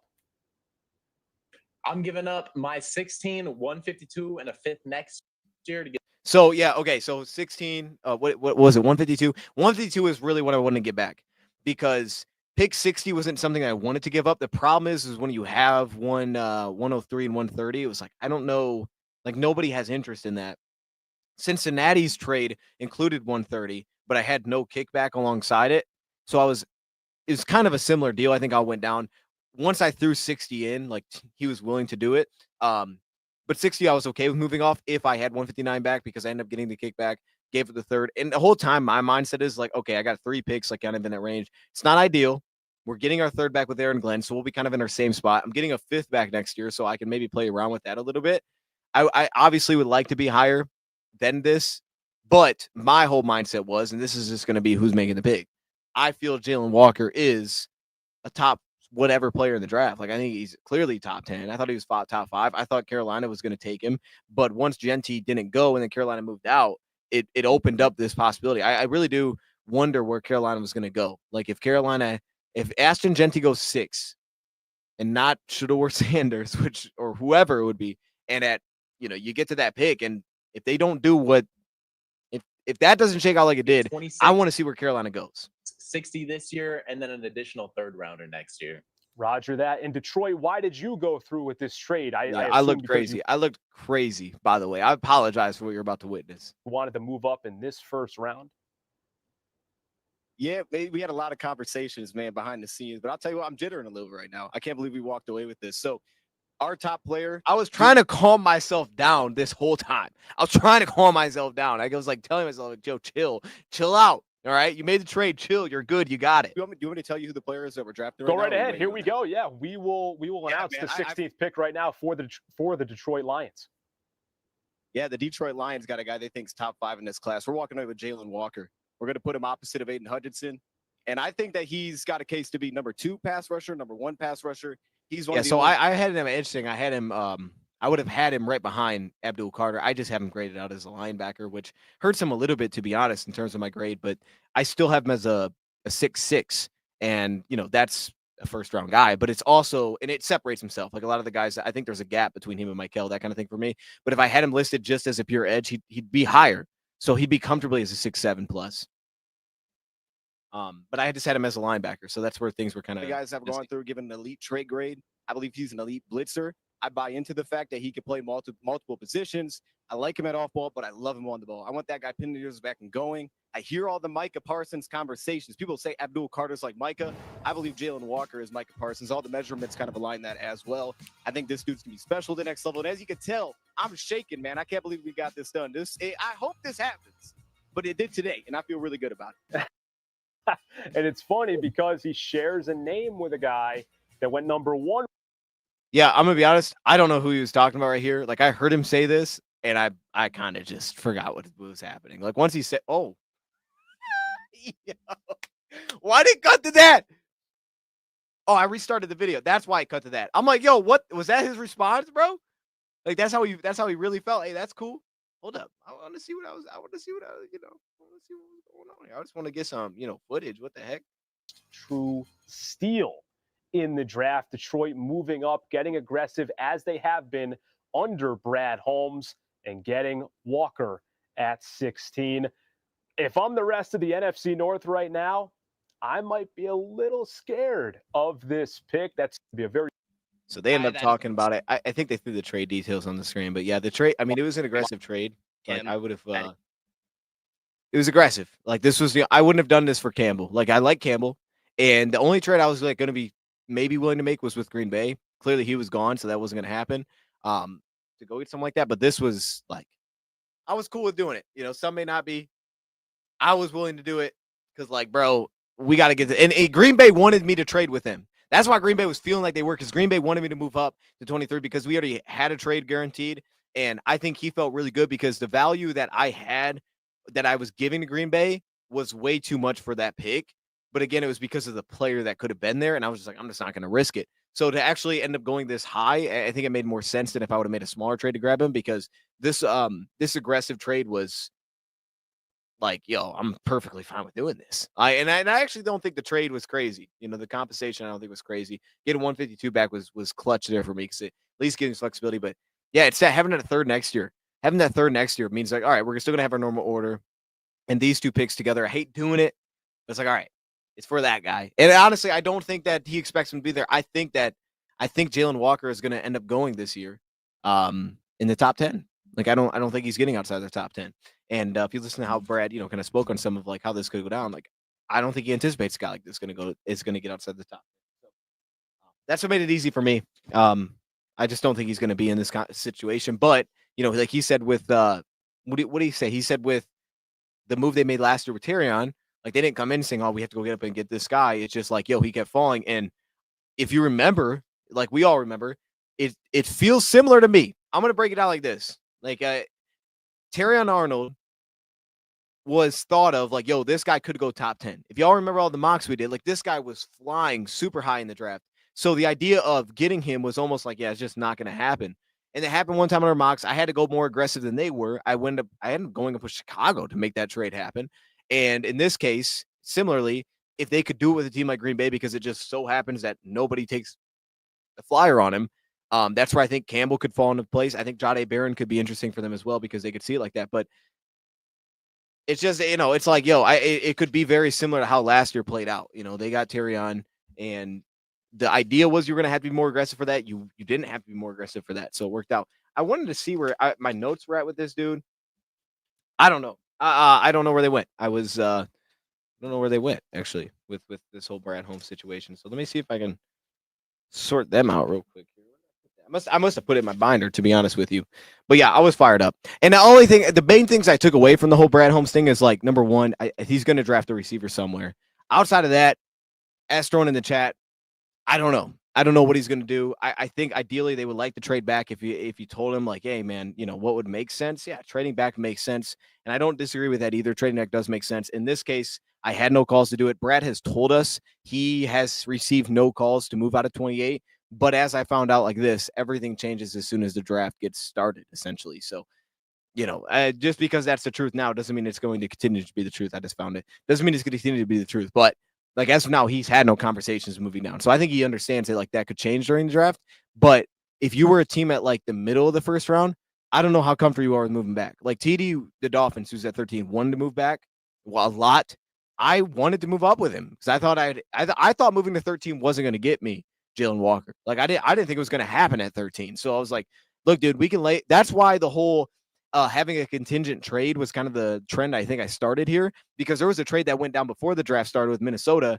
And I was like, yo, the only way I'm trading with these dudes, and I was talking to all the producers the night before, I was like, if I'm trading, I have to know that he's there. And we'll essentially do like this. I make the trade. If we get the trade done, we can void it. So if the player's not there, it just becomes voided.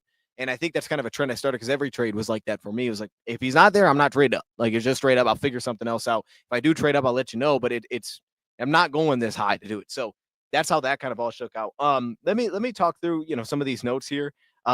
Moving up, case by case, every year is different, as we kind of just laid out there. So I think that makes all the sense in the world. It's just about you have a pool of players that you have in a similar spot. And for me, that's probably how it would play out if I sat back at 28, that I'm going to have similar players in a similar spot. Like if you told me, okay, Shamar Stewart's here, James Pierce is here, Malachi Starks is here, Tyler Booker's here, so is Donovan. Like I'd be in a spot, I'm like, okay, yeah, there's multiple players that if I can go back to 35, I'd be willing to go back because there's not like a huge, like I would prefer maybe this guy over the other, Derek Harmon. Like he was asking me, like, what I've done. I was like, dude, I had multiple guys that I would have taken here still. That's where the bucket could fall into play, and it absolutely could. It absolutely could, and something like this just may not be able to make it happen. Staying patient, though. He felt like staying patient is the things that he's learned, and I always go back to the Levi one. He told us afterward, like, we were gonna try to get up there in the first round. They told me to be patient. So you had that trade that they didn't move up. He also told us that there was multiple big trades, essentially like large swings that they've tried to make that didn't happen. JMO was just so happened to be the one that actually did go down. It's crazy that happened with Minnesota, but that probably tells you all you need to know is that Minnesota was the one deal that they could get done to get there, because that's how difficult it is to move that high in the draft, and things just kind of have to work out. So I don't doubt that they've absolutely done that. But yeah, trading back is probably the preferred method if you don't include players within that whole situation. The whole quality versus quantity question, I didn't understand it at all. Like based on like the whole like none of it made any sense. It felt like a pretty obvious answer by what he gave. Like, yeah, I'd prefer to have multiple good players. It's like I don't really know how he's answering this. I don't understand what the question is being asked here. Like, I don't know what that was in comparison to. So that one just honestly didn't make any sense to me. So I'll just throw that out there, because he said he prefers to have a surplus of good players.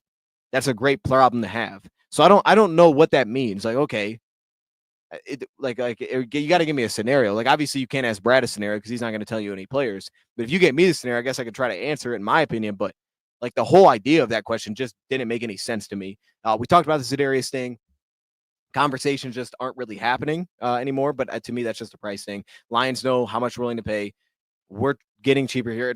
And it just is what it is. Like, yeah, I'm not surprised. Like after we found out that they felt they couldn't afford him, immediately I thought Za'Darius isn't going to be a Lion again. Like he's not coming back. And if they're telling us they can't pay that price, he's going to believe that he's worth more than what the Lions are going to be willing to give. And I think that's fair on both sides, but I think that's why there's been no conversations. It's not a surprise because, I think we pointed out, like, to me, if that deal does get done, the only way something like that gets done is he has to look at it and say, and everybody view is that, you're taking a lot less than what you're worth. A lot less than what you're worth.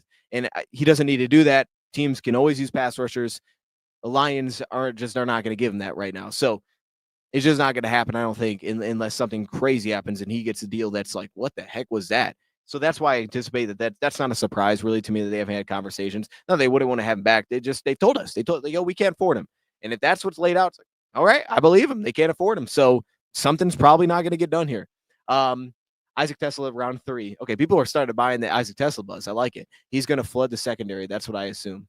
He's going to flood the secondary. Are you talking about Isaac Tesla? Or are you talking about something different here? I wonder if you're talking about something different there. Best player available versus need. He always tells us that he's going to take best player available. So, we know how that kind of question gets answered. But I did like the way that he answered a few of these. So I want to go to actually what Brad Holmes said about these two things. And I want to play the clip because all of these things are things we talk about. We know it. But the way he answered these two questions were fantastic. So I want to throw these on the screen and just react to these with y'all, because these were the two sound bites that he gave that I thought were awesome. Else. Let me go here. Like another player's contract's going to end. Another player, unfortunately, might be coming off an injury. And like, it's going to be something different every single offseason. So if you're trying to chase what happened last season of, oh man, this guy's contract, and if you're trying to chase, this guy got an injury, like you're just kind of getting into a cycle that I think is a little bit dangerous to get into. So that's why I've been more of a, just get the best player, because even like, look, we loved Rakestraw. And unfortunately he just wasn't as healthy, but so he wasn't able to help Brad. as much last year. but like we're real excited and looking forward to what he's going to be able to bring this year. So there is just, and I said before, there's just a level of patience that you just have to play. But when you start This is the part that chasing need, I think it's is like, most well, important that right here. need might make sense for right now at this time. But what we make these picks for future investments. And I know we live in a society that everything is right now, boom, right now. And I understand it too, just from, when a player gets drafted and so much, fascination is made about the draft and, people are excited about it. People want to see it right now. And, they don't want to wait and be patient, but there's just patience. I mean, it's no different than when we made that massive jump to get Mykel Williams. He was coming off his injury. We knew maybe he could play a little bit late in the season, but weren't planning on it, so. See, that took me back when he said that, because I do remember we took JMO and all the conversations like, yo, when is he going to be available? When is he going to play?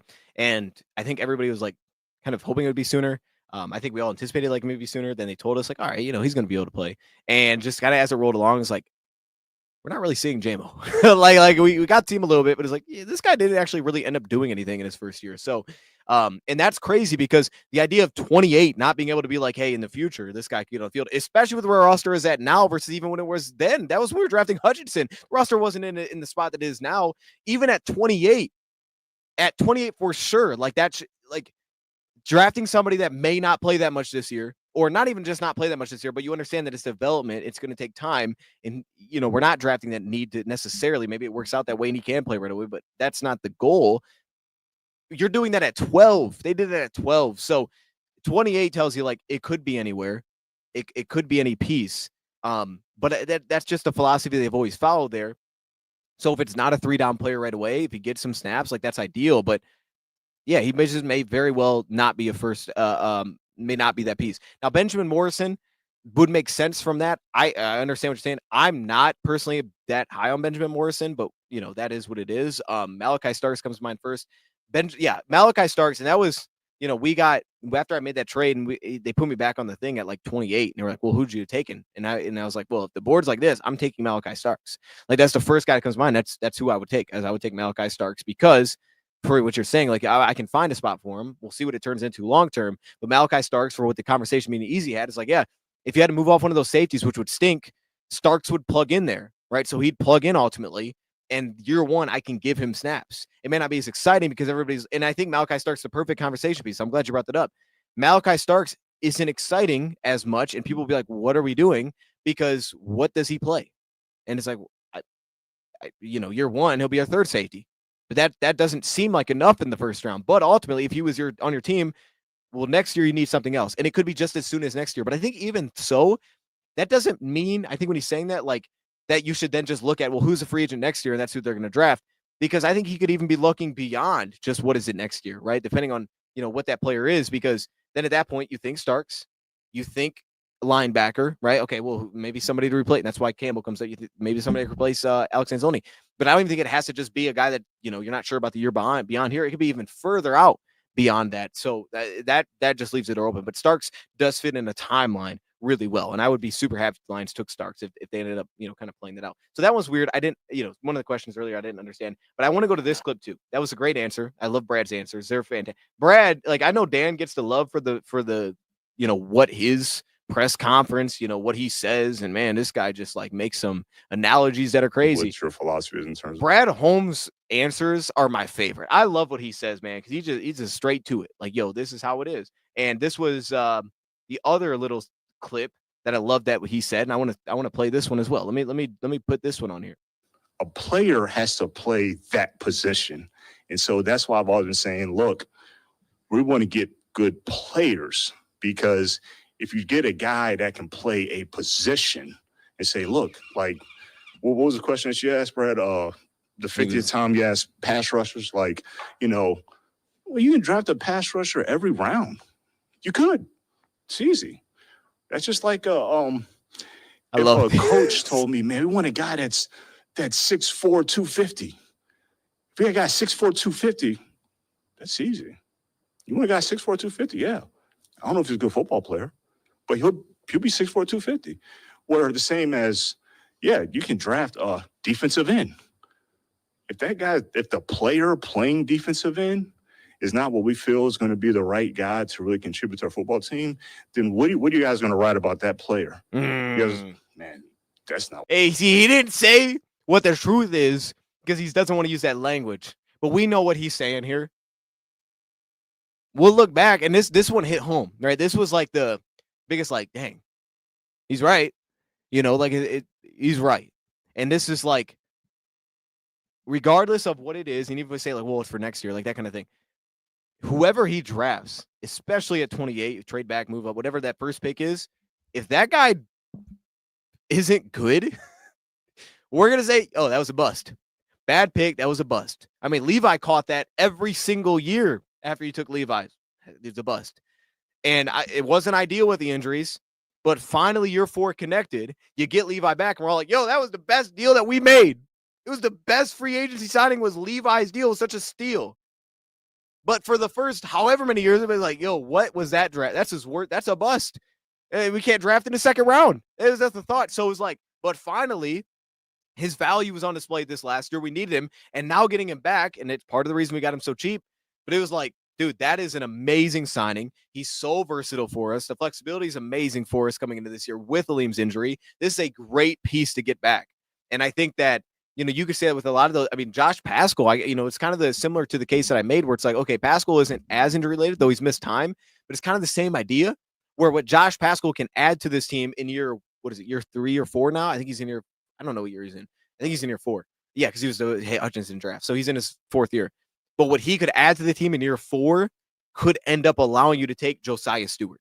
Because if you don't have Paschal, you may not be able to take Josiah Stewart because it just might not work, but you have those pillars in place. So I think about it even similar to a guy like that, where maybe we walk away from this year like, man, Paschal was really good. And all these years, people are like, I don't know about that Paschal pick, but Paschal's really good. And he's good in the interior, and he plays a lot of games, and his values really felt because of the injuries that are already coming into the season without. We could walk away similar to how we felt with Levi this year. And you're like, man, that was pretty good. I'm glad we drafted him, and it allowed other things to work out. And it could be the same thing we're looking for a year from now. And we're like, man, we got Paschal back on a really nice deal. And man, that was our best free agent signing. So I loved what he was spitting here. This dude was spitting, and what he said hit home because it's absolutely true. Any position that we draft, if he doesn't hit, we're calling him a bust. And that just is what it is. Like in the moment, the position may sound fun and we kind of make sense of it all. I just want to look at it like on the craziest. And this won't be how it turns out because the draft isn't built like the draft is built heavy on edge. So getting an edge early is very likely. So it's going to work out. First or second pick or third pick, whatever it is, it's going to happen because there's just too many guys there. But what he said, like I almost want to look at it from the craziest, like the craziest, you know. Like let's go wild with it. Let's say the Lions took a running back first. Let's say Hampton was at 28, and you're like, dude, we love Hampton. We're taking Hampton. That would be like the wildest thing, right? Like that feels like because I think quarterback's different. That'd be like the wildest pick where I'm like, even like, I don't know about that one. I don't know where he plays. Now, you wouldn't want to double up on that, and that's why they said they've had those conversations. So I do think there's a limiter to certain things where it's like, okay, but we get it, but it's like we're doing a lot here. Tight end. Say Loveland was there at 28. You draft Loveland. You draft him. And it's like, okay, I don't know about that. You draft him. He's Colston Loveland. You take him. You know, like that's, and then, you know, people like, well, people have already talked about, like, do we trade Laporta? Like, did we pay Laporta? We've already brought that up after the deal that we saw McBride get. Dave Montgomery. Well, maybe we just get off his deal early because we have this running back. So I'm trying to keep an open mind to this. And I think that we all should, and not count on anything. And let's just focus on what a good player likes. Now, Zabel to me is not my favorite. I think Zabel's a center. I think he fits perfectly. And if you told me that they liked him more than I did, that's fine. And it would make a ton of sense. He's kind of like Campbell, where it's like, I'm not as high as everybody else, but I understand it completely. His flexibility is just everything for an offensive lineman. But I think his best spot's going to end up being at center. And I think if you move him to center, some people think it's guard. I don't think many think it's tackle. I think everybody's kind of guard and center. I think center is going to be a spot. And ultimately, if that's replacing Frank Ragnow, that'd be super valuable at some point. It'd be really good this year. He wants to pick off Jared Goff the most. Well, yeah, I mean, being here would help because then, dude, you practice against him. You pick him off a lot. Do we trade J-Mo during the draft? I would not. I wouldn't touch JMO during the draft. First off, you're picking up the 5th year. So I understand it because the hard decision you have to make. I'd rather have this real conversation next year, but not now. I don't think you can do it. Not now. One, what Easy said, we want to win, and moving off him, that is forget even if you draft somebody, whoever you want to throw into our draft for where we pick at 28. I mean, you could have, first off, 2 receivers could already be off the board, but also it's like, dude, you're not the idea of being able to replace him in a year is it's just not going to happen. He's already special for what he brings to the table. It's just not going to happen. So now it's like, because I'm going to pick the 5th year, which he said is probably going to happen. I assume it will. It's $15 million. It's not that expensive. I'm not trading him. It's not even on my mind this year. Next year, we can have a conversation. It's not even on my mind this year, though. Like, even if you told me, well, okay, but like this dude was sitting there and the team gave you this really nice pick, and that pick you got, let's just say it, you got Matthew Golden, who went 12 in this mock. I'd be like, oh, dang, I didn't want to do that. Like, I'd rather have Mykel Williams. I want to see what this is going to turn into because he was really good. He's taken massive steps, and this dude he's special. He's different than a lot of these other guys. That's why he went 12. And you knew he was going to play your one. Josh Simmons could be looked at as the best tackle in this draft. I think he's got a case for it by his play alone, that he's that. The best lineman in this draft is Josh Simmons. I think that's fair, and I think I would consider that potentially truthful. Throw Will Campbell out for sure. I'd say, yeah, that's right. But even he, might go back into first round. So that tells you where JMO was at as a player. So, yeah, it wouldn't even cross my mind about trading that dude. I wouldn't even think about it. I want to see if I missed anything else here. So it's not what we feel is going to be the right guy to really contribute to our football team. Then what are you guys going to write about that player? You guys, man, that's not working. So we're not going to reach on players just to fill a position. So that's what we won't do. But it's just, you said, you're always trying to figure out what we're going to do. I like this. This is my favorite part. When a movie comes out, right? This is facts, by the way. When you go to see a movie, you don't know what you've never seen the movie. That's the excitement. And so you're fine just watching the movie. And then it's whether the movie's good or bad, and then you can do that. But I don't. No. See, this dude's wrong, bro. Let's time out for a second, because I don't know who asked this question, by the way. But whoever jumped in the background was like, well, there's trailers. If this is a movie you really want to see, you don't watch trailers. I'm just telling y'all how I get if it's not a great movie, you're trying to convince somebody, maybe you've already seen it, hey, you should check this out. Maybe you want to show them the trailer. But if it's something that you already know coming in, I want to see that movie, you don't watch the trailers. Not in 2025, because these trailers will spoil. Titles spoil things. I put in my title today, edge rusher, trade down. I'm spoiling what we're going to talk about. You don't want that in a movie. If that's a movie you want to see, you don't want the trailer, bro. I'm telling you, you don't want to see the trailer. How do you know if you want to see those? You just know what it is. Like for example, I'm a horror movie guy. I don't want to see a dang part of that trailer. If I know the director, I'm like, yo, I'll see that. I'll see that. Don't show me the trailer. I don't want to know a dang thing about this thing. I gotcha. Maybe I'll read the little thing. That's it. It can just be the cues. Oh, it's like, hey, the genre is this. Gotcha. It's in a house. We watching that. That's all I need. I don't need the trailer. You know what I mean? The 30 seconds enough. The 2-minute trailer is crazy. They're crazy. So I love that example because he's right. I don't need to see no dang trailer because we all know we're going to watch the draft regardless. We're all here for the draft. I love that. I love that, by the way. And it is the fun of it, too. It is fun. I will say it's I feel like there is some charm that's lost. Not when you have it correctly, because if you love the guy and they take the guy you love, that's awesome. If they took Jalen Walker, there's nothing which could be better. I would be so happy if somehow that worked out. But yeah, man, outside of that, dude, that's the fun of the draft, man. It's I don't know what they're doing. And it's not I need to know what position they're at. I don't care, man. Just whatever, dude. Brad Holmes also earned that. Yeah, Brad Holmes is one of those dudes that's earned that. It's kind of like a movie thing. If that guy's making the movie and you're I'm interested, that dude's making it. Brad Holmes is that. Brad Holmes is that. You know what I'm saying? Brad Holmes is that for movies. If you know Brad Holmes is drafting, I don't need to know a dang thing about it. Brad, you don't even need to speak to us. Look at his face. Brad, look at his face. I don't need to know nothing about what he's thinking about this draft. As long as I know he's drafting, I want to see it. I want to see it. Don't need to know nothing about it. So I love that. And by the way, he's really excited right now. I'm a little excited. He's really excited right now. We see you, Brad. That was great, though. He was asked about Mike Green. Told you nothing about Mike Green, but he told you it's case by case. That's how it always is with edge rushers. He's not going to tell you anything there, what their findings were, but we know they matter. We just don't know what matters because we don't know the details. That's why I try to stay away from that with some of the draft stuff. Like, yeah, I had him edge too, right? And that's not including Jaylen. Jaylen would have been above him. But I don't know anything. I know the headlines, like he's saying. I know this what we get written. I don't know a dang thing about the person. I think the biggest thing he said about the character was it's year-round. Like, who's around him. It's a year-round. Character is year-round. I like that. Character is year-round. It's not a situation. It's year-round. You could do something dumb and not have bad character. You know what I mean? Like, you can do something dumb. And I'm not talking about Mike Green specifically. I'm just saying in general. Just because you do something dumb doesn't mean you have bad character. So there is that. And he gave us nothing there. You know, top 30 visits, a lot of different reasons you could bring guys in. We understand that, like retaining information, you know, challenge guys on that personality because they are people. I do like that aspect too. Like when you're talking about the draft, you're like, you know, this guy's going to do this. And it's like, oh, yeah, they are people. And, you know, it always hits me when I see them like talking. Like it was actually Mike Green. So I was, you know, doing the edge rankings, watching Mike Green, and I saw a Mike Green interview. And when I looked at him, I was like, I don't know if that's what I pictured Mike Green to look like. Like, I don't know why. It's just like him. And it's not, you know, I don't know. I don't know what I thought he was going to look like. I was like, okay. And I heard him talk. And you're like, all right, I didn't think Mike Green was going to sound like that.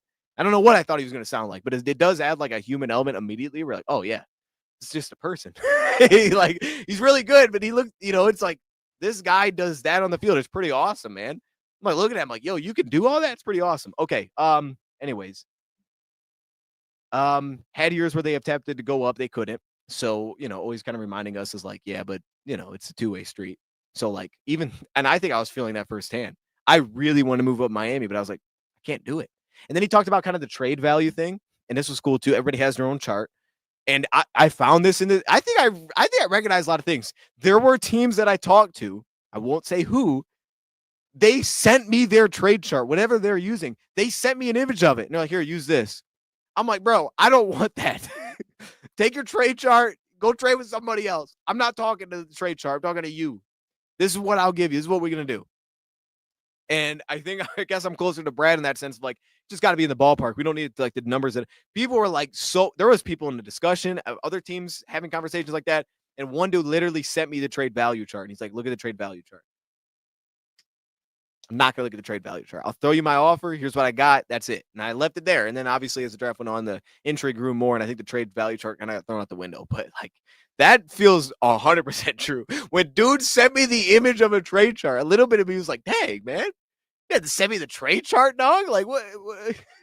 I know what the trade chart looks like. I'm making a trade. This isn't the PFF simulator.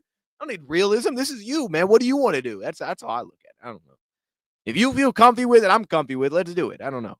I get the trade chart for like some kind of reference. Like that's fine. We got to make some things make sense in general, but like to the T, I don't need to do all that.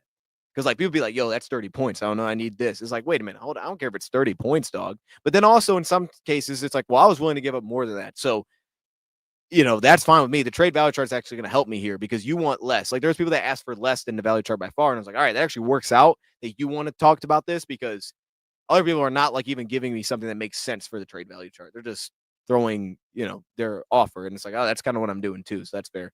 I had conversations with both through this thing. Spoke to teams. All right.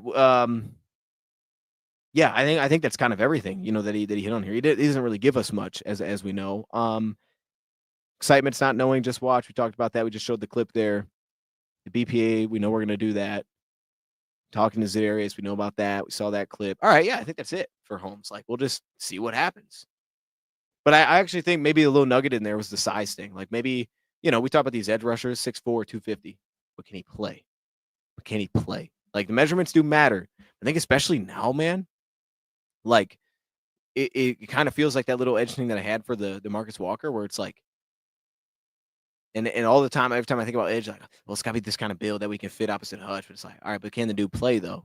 Because, like, even if he hits those measurements, but if you don't like him as much, don't draft that guy. Like, I almost feel like they don't do that. Don't reach for the guys a couple spots lower just because he has a measurement. It's like, bro, no. And this is the year where it can definitely happen.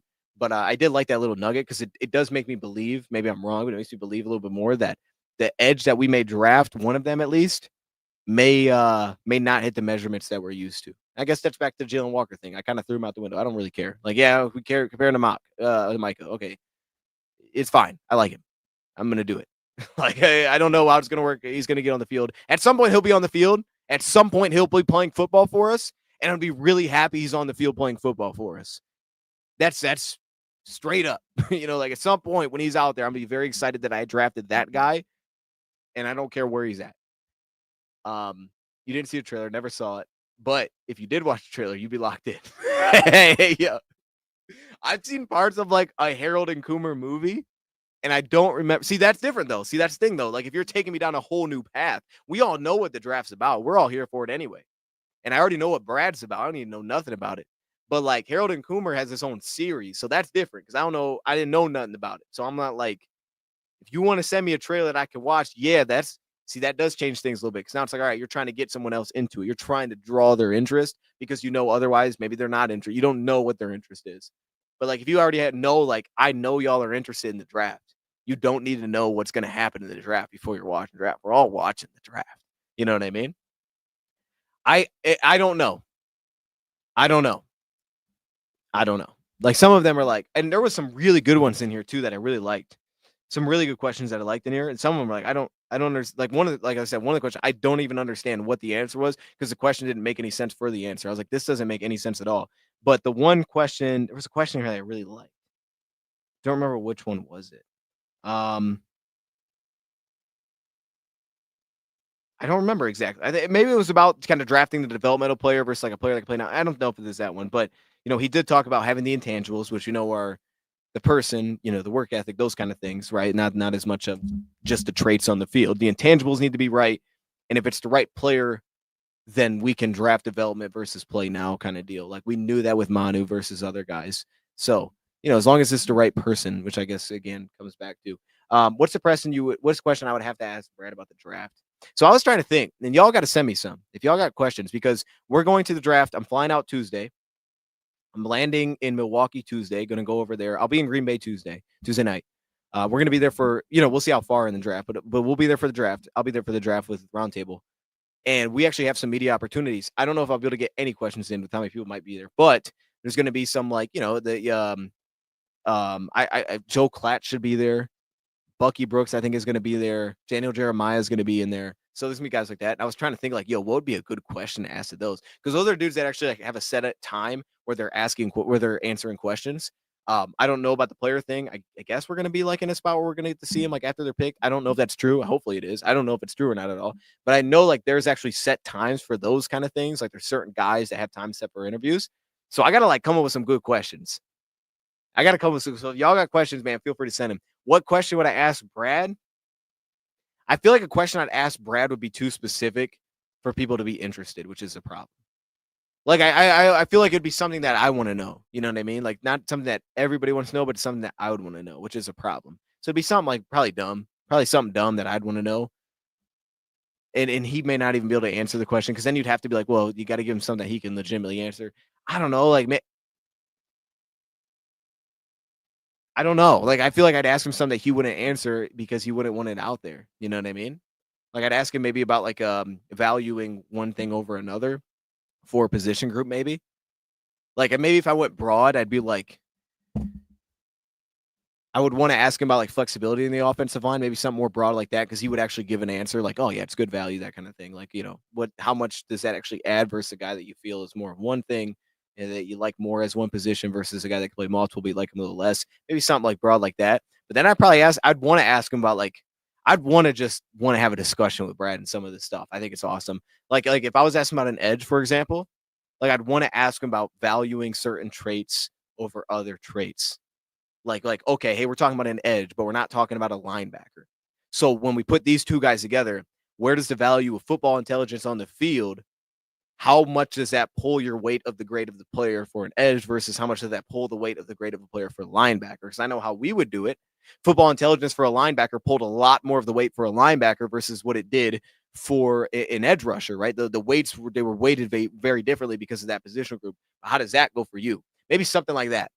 I don't know though, but I don't think he'd answer that because it's like, yeah, I'm not giving that out. So I don't think he'd answer that thing. Already asked him a question before. Who'd I ask?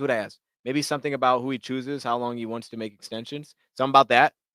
Although that's not a draft question. It is not a draft question. But yeah, I mean, like he's kind of gave the answer on JMO, so maybe the safeties you could ask him about. But like those dudes, those are like draft dudes that follow the draft and stuff, like they're on NFL Network, like or on FS1 or whatever. Like those are guys that like I got to think of some good questions because those I can ask direct questions because just their opinions. Like I could ask him this guy versus this guy, like what separates this guy to this guy? Like even just simple as that. And I think they would answer the question. I definitely, if I have the opportunity, I'll have to ask about Jaylen Walker once. So one of those three, just be like, yo. Because I know some of them are super high on Jaylen. I think Daniel Jeremiah is like, he thinks he's the top 5 player too. So we're not far off there. But maybe I'd ask him like about that. Like, yo, how would you respond to the criticism of how he's going to align at the next level based on his build? And he's not a prototypical DN, but you like him so much as a player, which I do as well. Like, how would you answer that question? Because then I can kind of use that to also try to figure out like, okay, how did he answer that? He's going to say probably scheme fit, that kind of thing. I don't know. I'll have to think of something. If y'all got something, man, send them to me on X. Send them to me on X, man, because especially if I can record them, which we should be able to, I'll if I get any like cool answers or, any answers, I'll post them. So if it's your question, there you go. Who ever we draft, we know it's going to be a Pro Bowler. I did when he said we drafted 6, like, okay, he's flexing up. I know we did that. But yeah, I think that's going to wrap up that whole conversation. The mock draft thing was crazy. I was hoping to see what the chat was saying.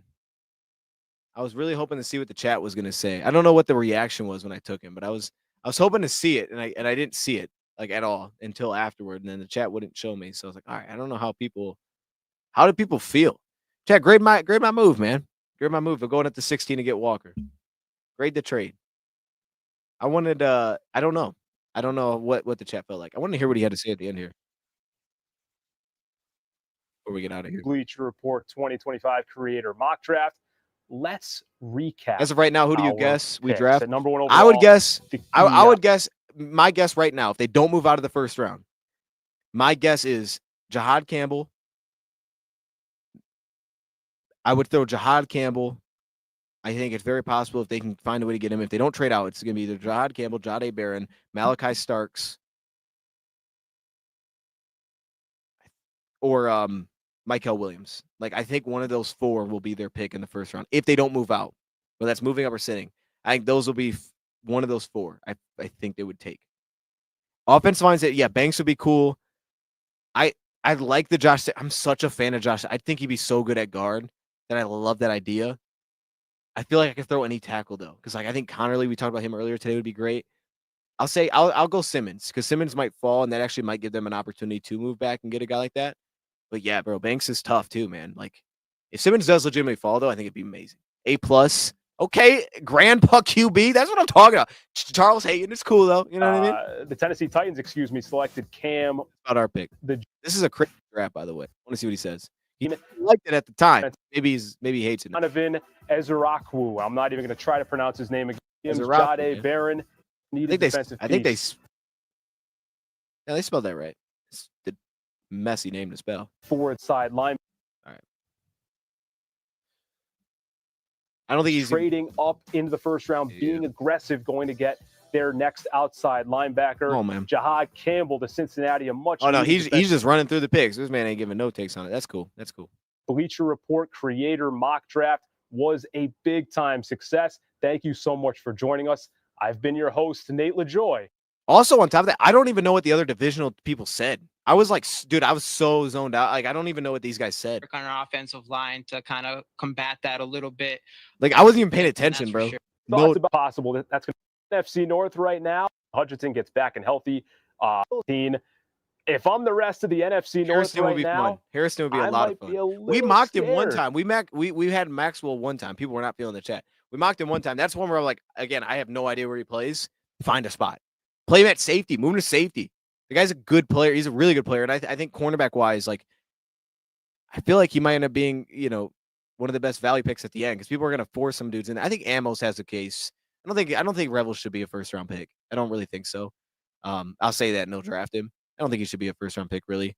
I don't think Benjamin Morrison should be a first round pick, not from what I've seen. I think Hairston has a real case to go first round. I think he absolutely does. So yeah, I would love Hairston. Of this pick, that's certainly once Aiden Hutchinson gets back and healthy, as hopefully as quickly as possible, that's going to be a very formidable front for Detroit. Hey, Minnesota, what are your thoughts about this? The Lions getting aggressive. Oh boy.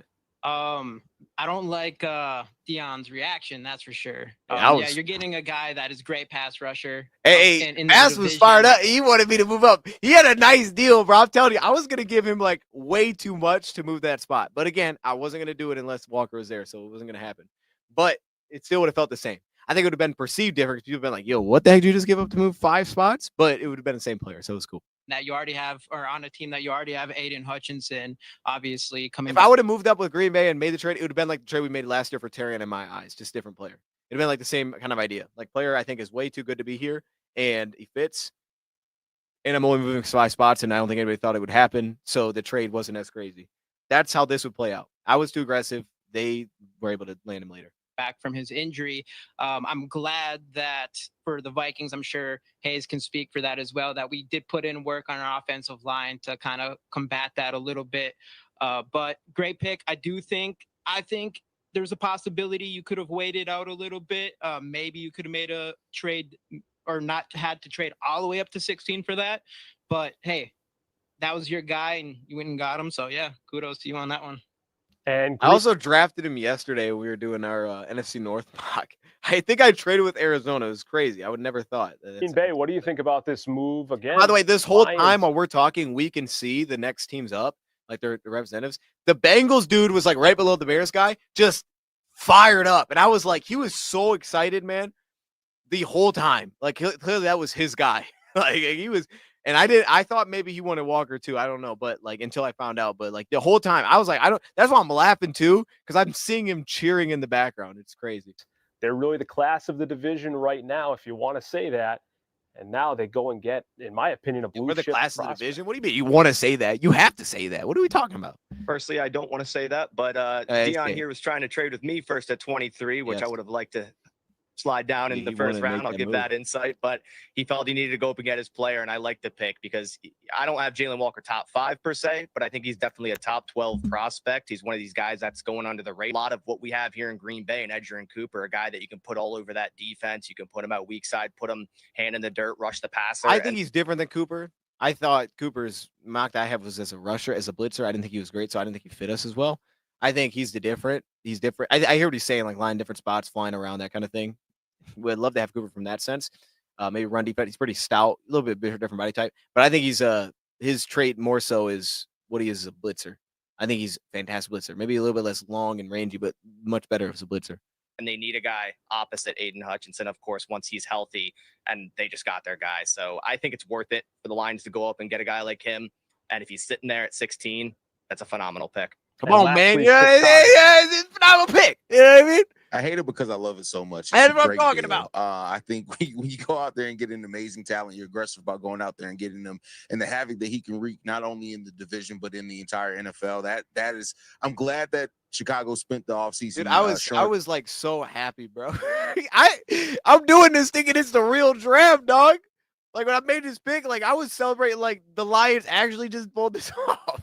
Up their trenches, because if that move were to happen in real life, that's crazy. So great move here. You get a guy that's really underrated in this draft, and I think he's going to be. He wanted to make that trade. Bass wanted to make that trade. That's why he's upset. He had a really good deal coming his way. He definitely did. Way more than the value would have suggested. I can tell you that. He's going to produce right away for the Detroit Lions. So now let's bring the Arizona Cardinals back in here as we have the trade details finalized. Detroit moving up to 16, getting a 5th round pick next year and 152 this year. And the Lions, what? I flew off the board at 13 to make this deal and moving back in the 1st round. My guy flew off the board at 13 to the Miami Dolphins. It was Will Johnson. He was really high on my board. really wanted to walk away with him. He was going to take Banks. He was going to take 16 became up for auction. Detroit. He told me he was like, I'm going to take Banks because he's here. And I was hoping he wouldn't be, that way he'd move out. But was like, oh, dang. And that's what was about to hold up the deal. So right before, it's like, Banks is here, though. And we were talking about a future fourth. And he was like, all right, make it a future third, and I'll give you a fifth back, and we'll do the deal. And I was like, I'm doing that, bro. Like, if it was just a third on its own, I was struggling. I was like, dude, that's a lot. And I was like, I don't think we're going to pull this off. And I'm going to be so upset right now because I know the Bengals are going to take Campbell, and they won't move with me. So I was like, dang, I'm going to have to restart this process. But when he said he'd throw a future fifth back, I was like, oh, we're doing this because I know I'm going to get a comp next year. So, all right. And I was going to take somebody, but, you convinced with that third round. He was going to take – we had some negotiation behind the scenes, and it went through. So, and again, that's what it was, man. It's that third round. It got him over the edge. Third round, we had some negotiation behind the scenes, and it went through. So, and again, I'm not even mad at the Jaylen Walker pick. It's solid, but that's not where I would have went for Detroit personally. But it's solid. So, had you not been able to make the trade, he probably would have took Campbell. Really jump out at you? I mean, Barron's cool, but I feel like Will Johnson for our scheme and Nick Rowell is what we run zones. All right. Anyway, that was fun. Appreciate everybody that tuned into that. I don't know what the reaction. I was hoping I could see what the chat was going to say. I will absolutely get a jersey. Hey, I got the Rakestraw jersey. Dude, I'm hoping I speak this into existence. I don't think I will. I really don't, but I hope I do because that's why I got the Rakestraw jersey because I drafted him. We took him second round. So if we do, that will be – and I'll probably get the Georgia one too because I don't have a Georgia jersey. I think their jerseys are fire. That's probably what I would do. You know what I mean? And then I got to get a picture with him at some point, hopefully. So, yeah, that was amazing. But, yeah, so, okay, it's Thursday. I'm going to try to either put out like a either by positions and kind of do a quick like all-in-one video, or I'll do like a top 100, like one of the two. Y'all can let me know, man, which one you guys would prefer there, by positions, like a top whatever by position, or a top 100. I think it'll be easier to do the top whatever by position, like top 10, top 15 by position, because edge and offense line's already done. And then we'll roll through that. Then I could do like a sleeper thing, and then we'll do our predictive mock next week. But maybe try to get that out like this weekend. And yeah, just kind of get ahead of everything. Like, I think that's kind of where we're at now. Just got a Khalif jersey. That's fire. Hopefully we keep him around long. I know he's going to be here this year. That's fire. That's sick, actually. Hopefully he signs that for you, Jordy. If you go to like a training camp or something, like he definitely should. I never see Khalif jerseys. That's amazing. But it's kind of where we're at a position. I think that's the best move, man. Because then I'll be able to like kind of go back to it. We got to do safety. Safety will be pretty good. Safety, D-line, interior D-line. Linebacker, I'm probably pretty much done with linebacker. Cornerback will be a little bit tough. That'll be tough. We'll see how we do that. I don't know how I want to do that because I think if we go corner, it'll be later. But that one will be pretty tough because they're so tight. Wide receiver will be interesting because, the top 2, top 3, if I want to include Travis, will kind of just be what it is. But beyond that, it'll be where it gets fun. So I might have to do like 15 of those guys. Quarterback, I might just skip quarterback, to be honest. Like I probably will skip quarterback just because of time reasons. I'll probably just skip that. Running back, we'll see. I may skip that too. Maybe just give some names. Need that new Gibbs jersey. That would be clean. That would be clean. All right, y'all. We're getting into here, man. I appreciate y'all joining. Have a great night. Enjoy your Thursday.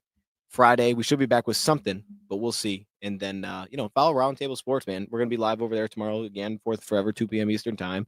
Check this stuff out on Bleacher Report if you have it. I'd be shocked if we trade for McMillan. I would be shocked, too. I'd be shocked if we did that, too. Maybe if it was a couple spots, though. Maybe if it was like 2, 3 spots. Not aggressive, but if it was a small trade, I'd be shocked. It'd be fun, though. I'm not mad at it. If it was a few spots, I wouldn't be mad at it. You know what I mean? Go get your guy. That dude is a playmaker. So I'm here to see it. I don't think they'll get him, though. I don't think he doesn't feel like a Lion to me. But we'll see. I appreciate you joining, man. Have a great night. We out, and I'll see y'all soon.